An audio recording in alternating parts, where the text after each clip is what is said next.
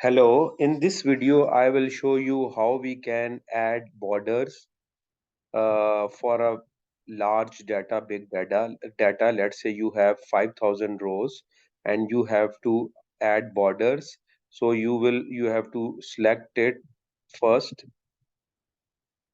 okay, and then you have to go and enable the border. So this is not the right way. I will show you the very quick method. You have to select like this.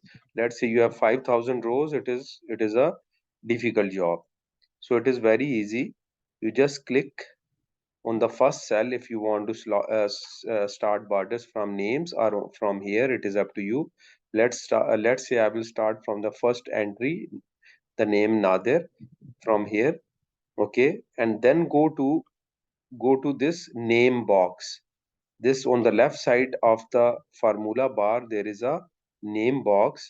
Select go here, and here the cell name is, the last cell is here, the last column is J. Okay, so type J, and in the J cell, J column, let's say we want to enter the borders for 5,000 lines.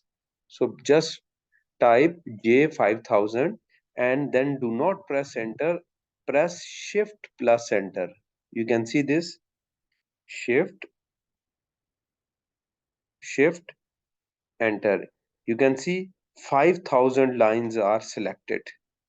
5,000 lines are selected. Now you can go here and select the border. Border is inserted. There is another way. Click on this cell, okay, then go to this name box. This is the name box. Here F6 is already written. F6 is the number of this cell. F and 6, it is already there.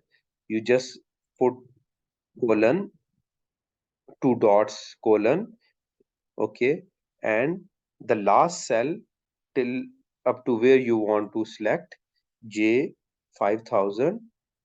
Now no need to press shift enter.